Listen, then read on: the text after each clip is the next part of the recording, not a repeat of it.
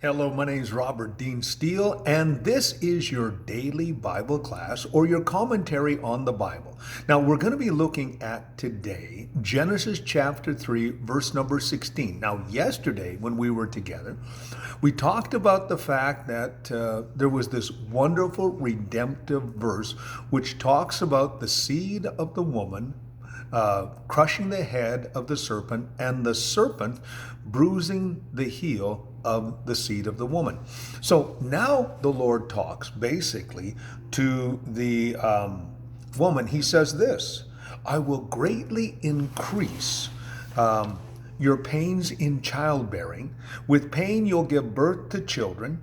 Your desire will be for your husband, and he will rule over you. Now, this is one of those very difficult portions of Scripture. But basically, it talks to about basic anatomy more than anything else. The fact is that when women give birth to children, I happen to have a wife, and we had 4 children, and I was there every single birth, and it was not a pleasant situation. But all the pain that is associated with childbirth disappears as soon as the child appears. But basically, what we have here is a revelation of what happened as a result of the fall. And that is the result of the fall is that all children were born with childbirth, were born with pain. And then he goes on to say this: the desire of the woman will be for her husband. Now, it's interesting that the Bible does say that the husband will leave his mother and father and cleave to his wife. And the desire of the wife will be one with her husband. That is an incredible thing when you think about it. I know my wife, she has a real desire to connect with me. She has a real desire to be a part of my life and my situation. And gentlemen, you should be very thankful that you have a lady in your life who is more than willing to do that with you. And it will be her main objective is to find a husband, find someone that she can connect with, have a life partner. And part of her identity, not all her identity, is in her association with her life partner. Now, there's lots of folks out there who do not get married and do not need that type of association. But it is bred into the basic DNA of both men and women to find themselves a life partner. It is the norm, not the exception. Now, we do have, like I said, they probably 10-15% of the population never does get married or does have no desire to get married. But the majority, 85%, do desire to find a life partner, to find someone who completes them. And the man needs to realize that her desire is to be completed. Her desire is to be completed by you, and your responsibility is to do what has been required. Now, I thought it was very interesting that the Apostle Paul says that that husbands are to love their wives. Now, I thought that was very interesting when he said that, because it seems that it's more natural for a woman to love her husband than a man to love his wife. And women seem to do that. I can only speak about my daughters and I can only speak about my wife. But the fact is, they're loving individuals. They are connected with the individuals that they have chosen as life partners. And so the simple fact is that these life partners have completed them. That's my thought on the matter anyway. Then he says this: to Adam, because you have listened to your wife and ate from the tree of which I commanded, you must not eat. Cursed is the ground because of you, and through painful toil you will eat of it all the days of your life. It will produce thorns and thistles, and you'll eat the plants of the field. By the sweat of your brow you will eat the food until you return to the ground from which you were taken, for dust you are, and to dust you return. So here is an incredible indictment against Adam.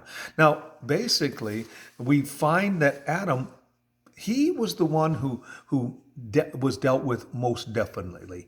And that was this. He says, he says, you listened to your wife. You knew better, is basically what God was saying. You knew better.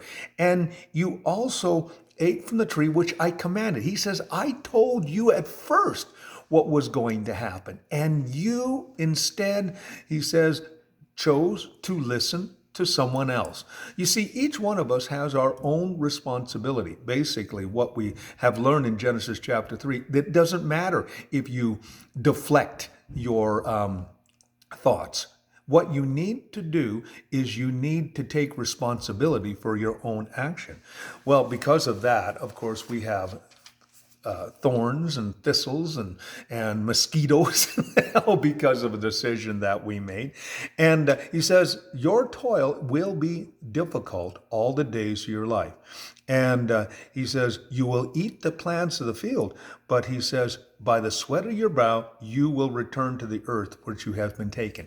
Basically, God was relaying to him that this incredible gift of life that was given to him was eventually going to be taken from him. God breathed into us the breath of life, but at the end of life, we are going to return to dust as which we came. And basically, what was being instituted here is what we call the circle of life.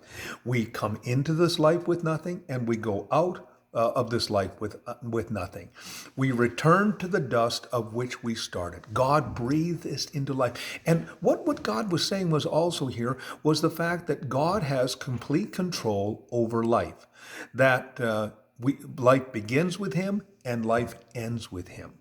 And you know, the real interesting part of what we're talking about today is the fact that the real us, the individual, the one that has will, intellect, emotion, the one who has the ability to connect with God, sooner or later, we are going to leave this mortal coil and return to the dust. But I want you to think about this thing as we close this particular time, because next time we get together, we're going to find out about what happened and the children of Adam and Eve and everything like that.